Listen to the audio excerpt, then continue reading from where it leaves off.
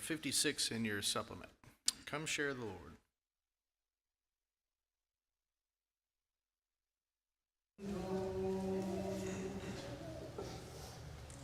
We gather here in Jesus' name. His love is burning in our hearts like living rain. For through the loving Son, the Father makes us one. Come take the bread, come drink the cup, come share the Lord. No one is a stranger here, for everyone belongs. Finding our forgiveness here, we in turn forgive all wrongs. He joins us here, he breaks the bread. The Lord who was the cup is risen from the dead. The one we love the most is now our gracious host. Come take the bread, come drink the cup, come share the Lord. We are now a family of which the Lord is head. The unseen meets us here in the breaking of the bread. We'll gather soon where angels sing. We'll sing the glory of our Lord and coming King. Now we anticipate the feast for which we wait. Come take the bread, come drink the cup, come share the Lord.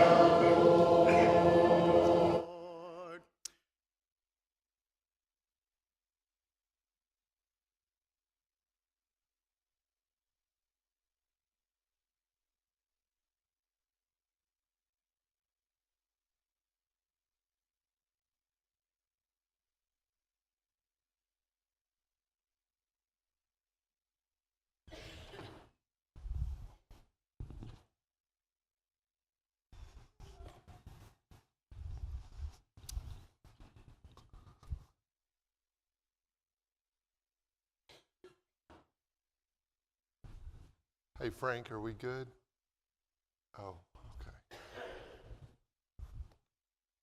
If I need to just use the computer, I can.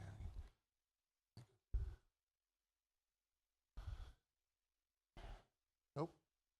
There it goes.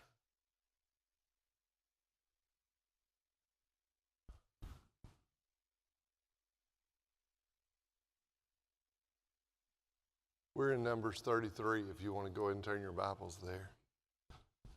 Okay.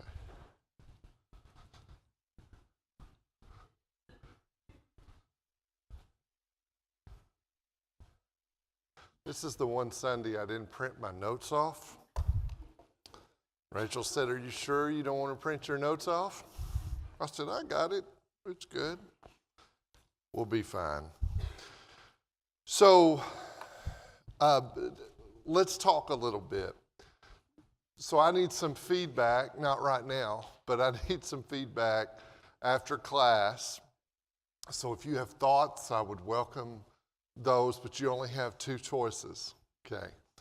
So I do plan on us going into the book of Acts eventually, going into the book of Acts. But I've had a number of people say, wait a minute, if we end with Numbers, and this is a legitimate point, if we end with Numbers, we've done all this work through Numbers, and we don't really get to go into Canaan. So we're just sitting there on the border of Canaan. If we were to go to Joshua, and I'll try to give my sales pitch now. If we go to Joshua, we get to go into Canaan. Don't y'all want to go into the promised land? So we get to go to Canaan. Now here's some benefits about doing Joshua. First of all, you have that continuum. You guys have already done all the hard sledding, hard work. I mean, when you go through Numbers, you do some hard work. So we've been through Numbers. Joshua actually, just the way it's written, as you know, will be much easier as far as just moving through it because there's so many stories. It's story after story after story because you're really getting into the conquest. What makes Numbers challenging for a lot of us is, as you guys know, there are some aspects regarding, just the ceremonial law and the rituals and the sacrificial system, which is really important, and we've seen that. But I'm saying that you don't have so much of that in Joshua. In Joshua, it's more of a narrative, which we're all probably a lot more familiar with. So if you would like to go to the Promised Land, you can just tell me, if you'd like to do Joshua, at least we would get that continuum of the story. Now, there's a lot of big benefits, just like we've seen in Numbers, but you see it in Joshua as well, because, of course, Joshua serves as a foreshadow, in a sense, of Jesus. And a lot of that really gets fleshed out. So there's my sales pitch, okay? Oh, yeah, well, I'm wanting to do both of them, but it's obvious which one I'm wanting to do, right? So if we do Joshua, then after Joshua, we'll move to the New Testament. I usually like to do Old Testament, New Testament. But in this case, we've got a story going on. And so you let me know what you think. And if you want to do Acts, just don't say anything to me. Just say, I want Joshua, okay? But we are going to go to the book of Acts after Joshua. That will be very profitable, I think. And there's a lot of themes there that are important for us. Okay. When we were in Numbers 33, we noticed, and I just want to review this because we got through it. There's of course, you have when you look at chapter 33, kind of their travel itinerary, and we talked about that and the significance of that.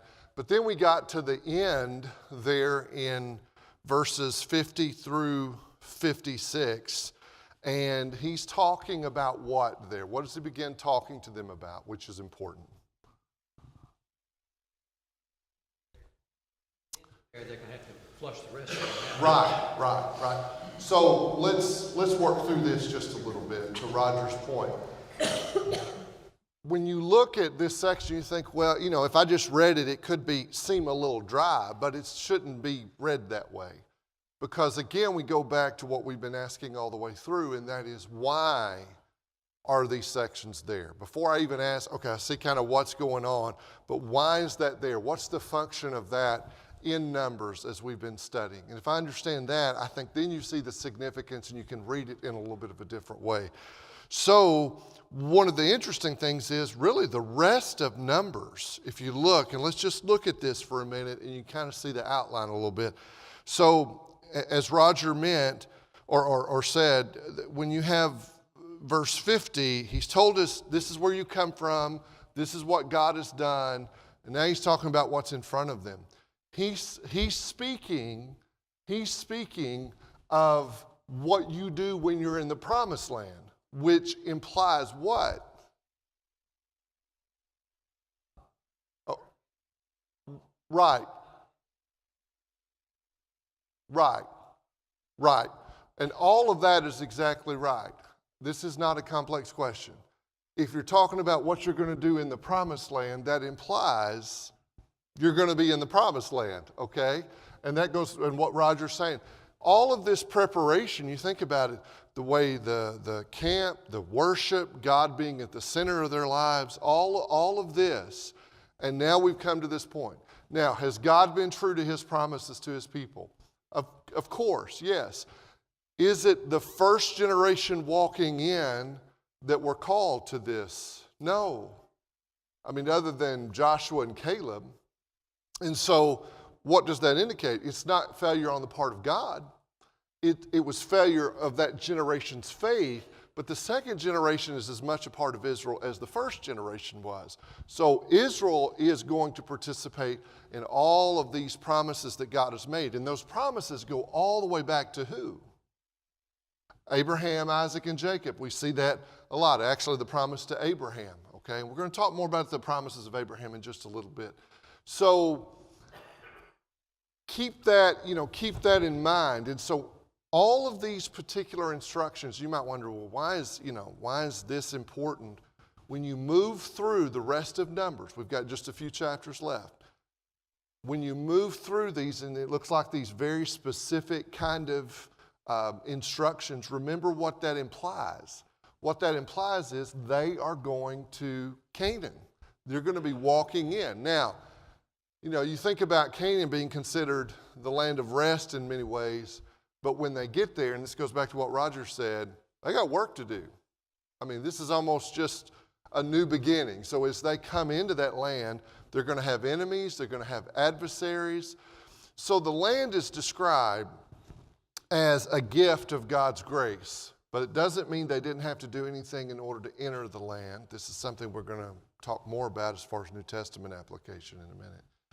And it doesn't mean that, they are just going to walk in and it's just going to be a bed of roses and there's not anything for them to do. Now, is it still a gift of grace? Yes. Are there things they have to do to cooperate with God's conditional offer of this promise? Absolutely. And that's always been the way it was with relationship with God. Okay, so when you look at Numbers 33, and we studied through verses 50 through 56, he gives them instructions about possessing the land. And as was mentioned, you'll notice in verse 51, speak to the sons of Israel and say to them, when you cross over the Jordan into the land of Canaan, then you shall drive out all the inhabitants of the land from before you and destroy all their figured stones. And we talked about this. And destroy all their molten images and demolish all their high places. And you shall take possession of the land and live in it, for I have given the land to you to possess it. And we talked a little bit about this, but this is important. And so if you look at that particular section, when you cross over into Jordan, as was mentioned, you're going to have to drive out all the inhabitants of the land before you. God is very clear about that. And when you read Deuteronomy, he's also very explicitly clear. Did they carry through with that? No. And what happened as a result of that? Well, it caused them all kinds of problems. God told them, if you don't do this, it's going to come back to bite you. It's not going to be a good thing. And it came back and bit them. All right? So we go back to understanding that admonition. Then verse 52, as you're driving, and this tells us part of why they're having to drive these people out of the land. Verse 52, then you shall drive out all the inhabitants of the land from before you and destroy all their figured stones and destroy all their molten images and demolish all their high places. So that tells us part of why they're having to be driven from the land. What does that say about these other peoples that are there? Pagans, idolatry. Now, have they seen this before? Have they experienced this before? Yeah. It wasn't that long ago in Numbers who came over and was used to entice them into sexual immorality and idolatry and what? Yeah, the Midianites, and which they were working together. Same difference, right? 6 or half a dozen. But you had, who was really behind telling them they ought to try to do that? Balaam. Later on, remember, Peter talks about Balaam and the doctrine of Balaam and seducing God's people to be involved in these things. So they tried to manipulate God. That sure didn't work with Balaam and Balak. He sent those women over there that were immoral. They seduced them, and they had this whole issue, and they saw, oh, there we are. There we were. There we will be. Okay. So they saw all of this, but when he says, listen, it's not over. When you go into the promised land, you're going to have to fight this. They're going to have to fight paganism, idolatry, their adversaries physically. And this is important. Physically, spiritually, every way you can imagine. That's why he's saying you've got to drive them out, okay? So when they don't do that, that's when you get into all kinds of other trouble. All right. So thank you, Dusty and Frank. So when we when we went back and looked at chapter 33, I'm going to hit this pretty quick. It's a very dense reading, but they were trying to get them to recall major events as to where they have been. And so it talks about Aaron's death. It talks about victories over the Canaanite kings. Remember how important that was to show them. It's interesting. In their past, they have these events that are very victorious when they serve God. This is what that'll look like. Then they have events when they give in to sexual immorality and God's judgment. They've had a little bit of both, this second generation has. They need to learn from that, okay? And we also saw places mentioned that were associated with past sins of Israel. Okay, so that helps them understand that. When we came into chapter 33, as we've been talking about it, we have the commands of God that were given, how they were to drive out all the inhabitants. We talked about idolatry. It had always posed a dangerous threat to God's people. Now, by the time you get to the first century, and I believe we talked about Romans chapter 1 quite a bit, idolatry seems to be more of a Gentile problem. The Jews had their problems in the first century, but idolatry wasn't one of them. It seems like God kind of purged them from that with the captivities. But the Israelites had kind of forgotten, hey, you guys had that problem too. Historically, it wasn't just the Gentiles. And so idolatry is going to pose this dangerous threat to Israel's relationship. And in later times, it's even going to cause them to lose what they gained, which will be important for our discussion today. And they'll end up being expelled from the promised land. Okay. Now then, we notice the figured stones, the carved images, all that, and how idolatry denigrates not only God, but humanity. Because think about it, instead of being in the image of God, you're worshiping an image that you've made, and what a denigrating thing that was. And we talk quite a bit about that. So he mentions, wooden Asherah poles and stone bell steels, that had been carved and chiseled, and a calf of cast metal, much like Exodus chapter 32. So it's like we're going back to something that we don't want to go back to. And he mentions these high places. And if you look at Numbers, let's read Numbers 33, verses 55 and 56. Mike Binko, if you would, let's read that together. Do not drive out the inhabitants of the land from before you. Then it shall be that those whom you let remain shall be irritants in your eyes and thorns in your sides. And they shall harass you in the land where you dwell. Moreover, it shall be that I will do to you as I thought to do to them. Wow. So he told them clearly, you have to. So there is the greater principle of how God feels about the purification of his people. And that comes out as well. Whether we're comfortable with that or not is beside the point. That comes out. He wants his people to be pure so they can be in relationship with him. Verse 55, does anybody have any other renderings of, what did yours say again on, what's that phrase about him causing pain in your eyes? What does it say? Okay, irritants in your eyes and thorn in your sides. Anybody have anything else? Pricks in your eyes. So you start thinking about somebody taking something sharp and just stabbing you in the eye with it. That would be a very painful thing. And so this is a figure we see. Paul, when he talks about his difficulties, talked about a thorn or stake in the flesh. It's interesting how this works. And we could go into that, but we won't. But verse 55, he says, this is what's going to happen, so I'm wanting you to do it. Now, why is God wanting him to do it? Because he knows what will happen if they don't. Okay? And he wants the mission to be accomplished for their well-being. Okay. Let's see. We talked about this. I did want to share one quote. Timothy Ashley has a good commentary on Numbers. He says, if Israel will keep his word, it will endure in the land. So they didn't have to be expelled from the land. But he goes on to say, if not, its existence will be cursed not only by the defeat of the Canaanites, but also by God himself. And that's what happened. I mean, this is the same thing as you can You can choose blessing or you can choose cursing. Now, if you get to the end of Deuteronomy, that's what Moses was telling them too before he died, was you can choose blessing or you can choose cursing. What does God tell Joshua? Don't turn to the right hand, don't turn to the left. I'll bless you, I'll be with you, be of good courage. Okay, so here's our outline basically. In some of these you go, okay, that's awfully specific for the end of Numbers. But again, it's saying there's these direct instructions here, God's plans, because you're going to the promised land. So, dispossess the land's inhabitants and distribute it. That's Numbers 33, 50 through 56. He begins to talk about the land's boundaries. That actually is going to be very important, not only for understanding the Old and New Testament, but for a very popular doctrine we're going to talk about today.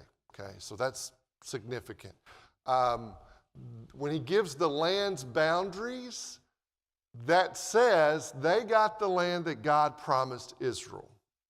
We'll come back to that. Those who would apportion the land. So he says this is how the land is going to be divided. This is who it's going to go to. The larger your tribe, the larger the land. I mean, it was fair. Now you had 2.5 tribes, remember, that won't be going they'll go into the land of Canaan, but as far as possessing land, they'll come back to the east, I guess. Who were they? You remember the 2.5 tribes? Yep. That's usually what Reuben, the Reubenites. Yeah, but yes, that's right.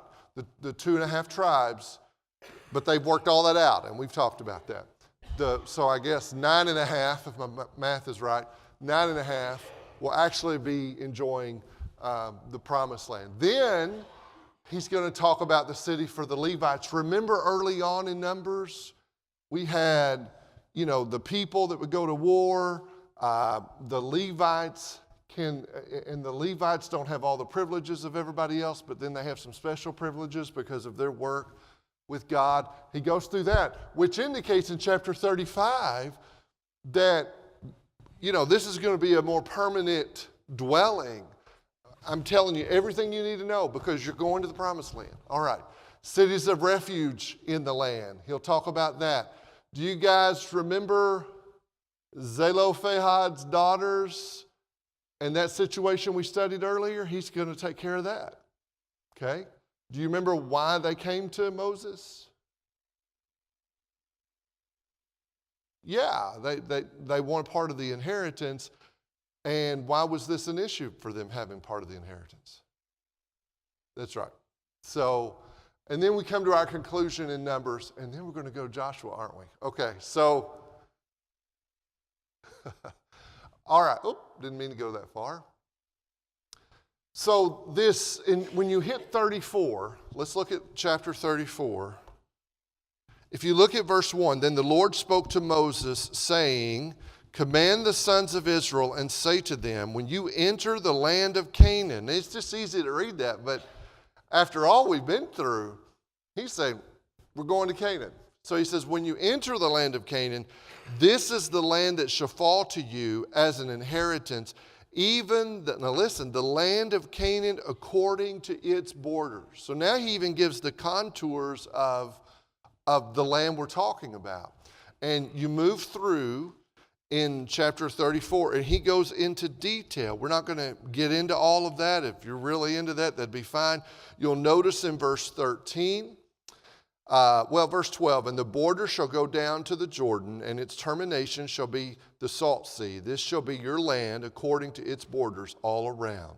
So Moses commanded the sons of Israel, saying, this is the land that you are to apportion by lot among you as a possession. Now notice, which the Lord has commanded. We're back to doing exactly what God commanded, to give you the 9.5 tribes. And we talked about why that is. For the tribe of the sons of Reuben have received theirs according to their fathers' households, and the tribe of the sons of Gad according to their fathers' households, and the half tribe of Manasseh have received their possession. Okay, and he goes on to mention other things in chapter 34. But he gives specifics on the boundaries of the land. So it wasn't just, pie in the sky. This was actually being accomplished. Now, 10 men are named, one from each tribe except for Reuben and Gad, who would preside over the allocation of that. That's kind of interesting to me. Why would the number of 10 men be interesting? As far as something that's happened before. The spies. Remember, so you had the 12, you had 2 that did the right thing with Joshua and Caleb. You had 10 unfaithful men. And you had 10 unfaithful men of that generation that came back and said, we can't take the land. And now you have 10 men chosen by God that are going to get to be a part of the process of handing the land out and dividing the land with the people. So, and in the Bible, that you see this kind of where there's this major failure, and then there's an opportunity, in a sense, to replace that in the minds of God's people with a more affirmative action. Now, let me give you an example of that in the New Testament. When you look at Peter and Peter's denials, you have 3 denials of Jesus. Of course, you remember that. But remember John 21, how many times did Jesus ask Peter if he loved him? 3 times. Well, the Lord already knew if Peter loved him. That, to me, that was for Peter. Because you've got to be thinking, he's going to use me, and I've denied him 3 times. But here, he's given him an opportunity to grow in that area. Okay? And you'll see that over and over. And this is just, it's one of those little details that can slip past, I think. Now, I want to talk about this. I want to look at Joshua 24, verse 13, which relates to chapter 34, which might seem like kind of a benign chapter unless you think about it from the standpoint of God fulfilling his promise and them receiving what God has said. And we're going to talk about the promises that were made to Abraham. But Joshua, let's look at Joshua 24. And Dusty, could you read that? Just read Joshua. Oh, let's read Joshua 24. I'll tell you what, let's do this. Give me just a minute.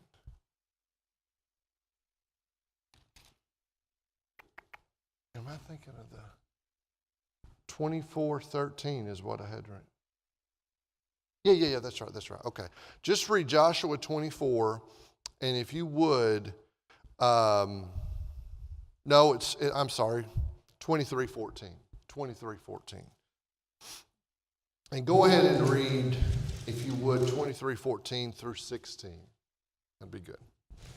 23:14 through 16. Yes. Behold, this day I am going the way of all the earth. And you know in all your hearts and all your souls that not one thing has failed of all the good things which the Lord your God spoke concerning you. All have come to pass for you, and not one word of them has failed.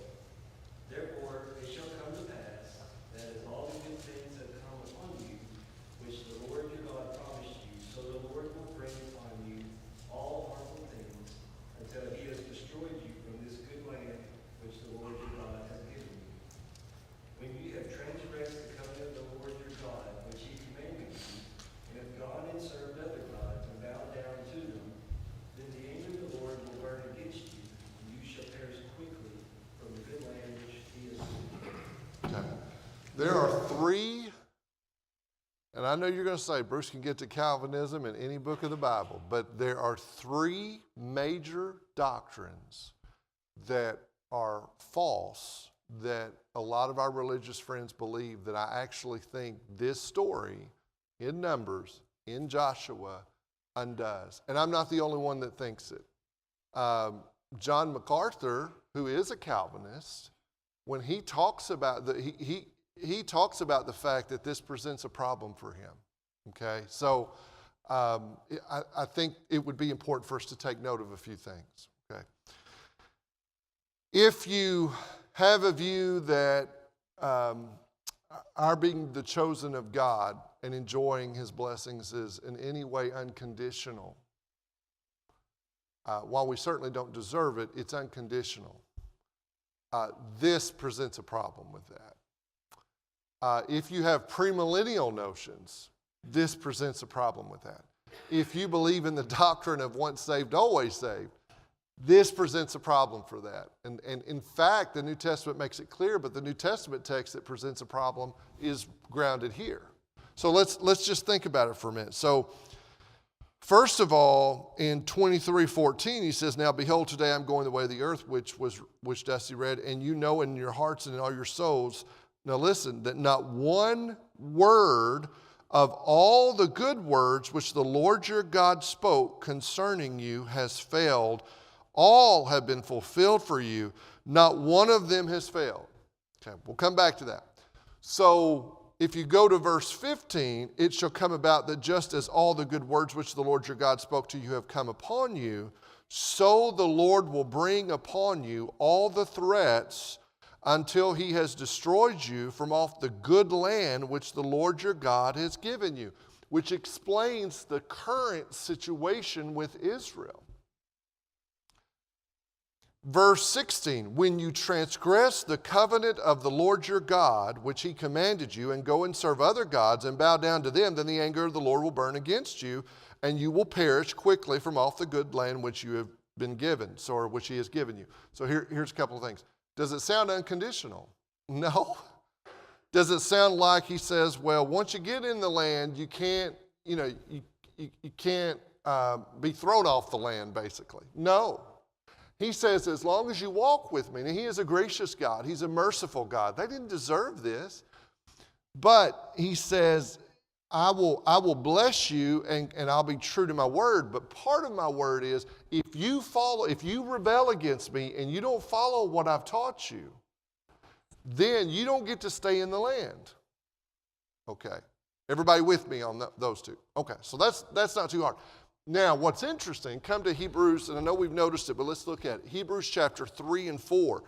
The writer of Hebrews takes that very thing and offers warning to us. So when you look at Hebrews 3,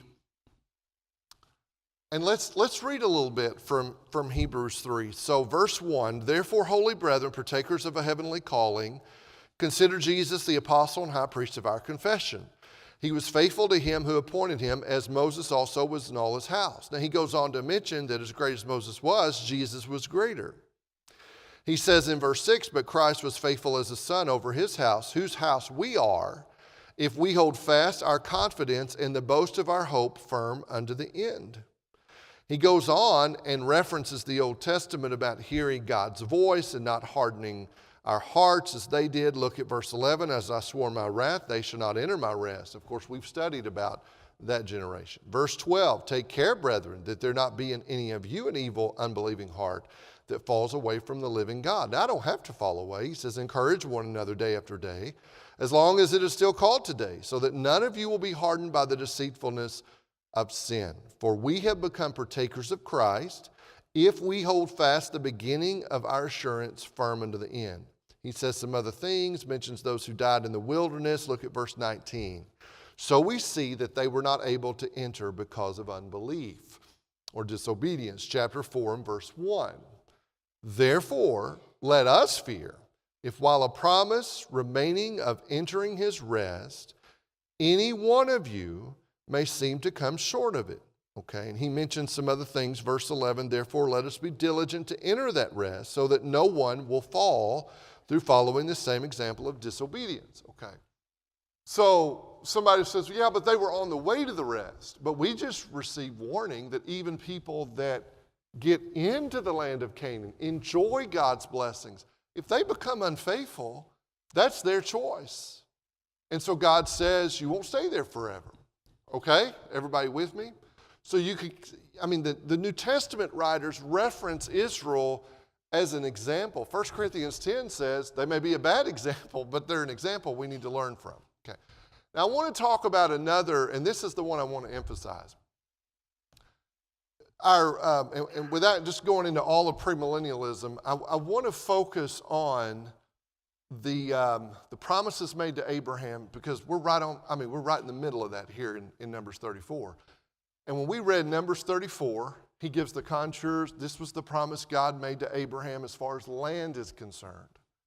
And then as you move further with that into Joshua, which we had read, he says, and go back to Joshua, go to Joshua 23 again. Do you know what many premillennialists will do with Joshua 23? Because, if you're saying Israel didn't get all the land promise and therefore they still have to get it, and that's their argument today. That's why they care about Israel in the Middle East and all of that. Do you know what they would say about, does anybody know what a premillennialist says about it? Because that looks like a tough verse to deal with if you think Israel didn't get what God promised him. They argue, at least some of them, many of them, say, well, I know it says that God fulfilled all that he spoke, but it doesn't really mean that he fulfilled all he spoke. And that's not even me embellishing or me trying to characterize it in a certain way. I mean, I've got commentaries I used to have commentaries in my office. They're down here at the end of the hall. But I have commentaries by premillennialists where they try to say, well, he fulfilled some, but not all, so they can hang on to premillennialism. Well, the problem is, and they also have the problem of, well, they're not there now. Well, there's two issues there that they're fighting with. One is, we've got a verse here, and let's look at it again, 23:14, and it seems like, let me look real quick, just give me a minute.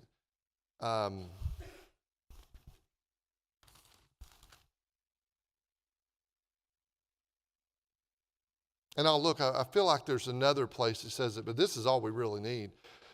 23:14, he says, in all your souls, verse 14, when I go the way of the earth, you know in all your hearts and in all your souls that not one word of all the good words which the Lord your God spoke concerning you has failed. All have been fulfilled for you. Not one of them has failed. That's it, 21:45. Thank you. Let's look at that. Alan, can you read that?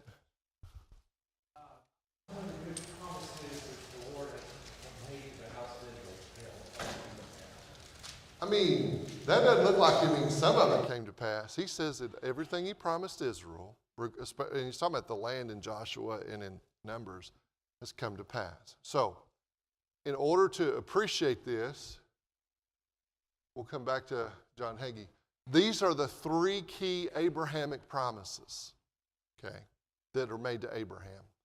And we can find these passages. We've got time, I think, to look at them. He promised Abraham that his descendants would be a great nation, okay? That they would multiply and that Abraham's seed would become the great nation that we know as Israel. Was that fulfilled? Yes, that was fulfilled. We'll read that in a minute. He also promised, and as far as premillennialists go, this is the biggie, that Abraham's people would receive the promised land. According to Joshua 24:13, sorry for that double parenthesis there, what does Joshua say about that? He did it. Now, here's the issue. They did receive it. We even have in Numbers, like I said, the specifics of them receiving. We have Joshua saying, yeah, God's been true to his promise. But did they stay in that promised land permanently? No. Well, here, let me show you, and this is where false ideas, and this is important for us to understand. Sometimes somebody just has a wrong idea on one key issue, but usually that's not how it works with the Bible. Usually, especially these kinds of things, one idea kind of feeds over into another and demands another wrong idea. And then that wrong idea kind of feeds into another, and now you've got a whole slew of things that you have to deal with. And let me try to explain. If you think these things are unconditional, then you've got a problem with Israel not being the recipients of that land right now, because if you grant that they got into the land, but they didn't stay into the land, then you got to give up on everything being unconditional and we don't have anything to do with it. Okay, so that goes out the window. You see how that can happen. if you do think it's impossible for a saved person to lose their spiritual inheritance, even if they fall away, entirely, well, then that's going to present a problem. But if you throw all that stuff away and say, you know what, let's just take the Bible for what it says. Let's just really take it for what it says. This gets much more simple. And there's a lot of doctrines that are premillennial about, the church being plan B and the kingdom's not here yet that completely contradict with what Scripture says. But fundamentally, it contradicts with the three promises made to Abraham. If you get rid of all the false ideas, you go, okay, based on what I read in the Bible, it was promised to Abraham in Genesis 12 that of his descendants there would be a great nation. And in Exodus 19, there was a great nation of Israel assembled there, a holy nation. Okay, so that came true. As far as Abraham's seed, and this is the one that has the most bearing on us in many ways, Abraham's seed would provide the Messiah. That was promised in Genesis 12 and some other passages. When you read Galatians 3, 8 through 16, Paul makes that very clear. He says, he doesn't say seeds, plural. He says seed, singular. And he says that seed, singular, is Christ. Okay? That's for our salvation. Has that been fulfilled? Yeah. Now, then we question about the land. Well, but we have passages that clearly show that they received the land. One of the prophets said Israel was going to be broken like a bottle into so many pieces as far as the national Israel that you wouldn't be able to put them back together. And that happened just like Numbers said it would happen because of their rebellion to God. So here's what I would say to you. If we can, and I think we try to do that, but if we could just get rid of very unbiblical constructs and ideas and notions, and then you read the Bible from that standpoint, things get a lot, I'm not saying it's always easy, but I'm saying most of the time, key issues about God's promise and his promises to Israel and his promises to us, they get much more simple. And I think that's important. Now, when you have false ideas, you end up with the kinds of absurd things like what John Hagee says, who is, you want to talk about a premillennialist. Many premillennialists says, yeah, John's more premillennial than we are, okay? He goes to the logical conclusion. He says, and I want to show, because he thinks the Jewish people are fine. They're in covenant with God. So when Jesus comes again, he's going to restore national Israel, which is not what the New Testament says at all. He says, I'm not trying to convert the Jewish people to the Christian faith. And this, John Hagee's well known, y'all. There's a lot of people that listen to him. He says, in fact, trying to convert Jews is a waste of time. The Jewish person who has his roots in Judaism is not going to convert to Christianity. There is no form of Christian evangelism that has failed so miserably as evangelizing the Jewish people. They already have a faith structure. Everybody else needs to believe in Jesus, but not Jews. Can you imagine that? That's so absurd from what the Apostle Paul wrote. You go, how do you read the Bible and come to that conclusion? Paul says the very opposite of that. He says Jews already have a covenant with God that has never been replaced by Christianity. That is not what Paul said in Romans or Galatians. In fact, Paul said if you're a faithful Jew, you will be a Christian because you'll trust what God says in Old Testament Scripture. Now, I will tell you, John Hagee is not a dumb man. So how did he get to that place? He got to that place because he has this construct in mind that's not biblical. So everything gets filtered through that. So what I would say, as you read the Old Testament, as you read the New Testament, by the way, if you have a Bible that is a Schofield Bible, I'm going to warn you ahead of time, and those Bible study notes, they're very premillennial. So don't let that throw you. Read what the Lord said, and if anything contradicts that, then you know it's not true. Thank you for your attention this morning.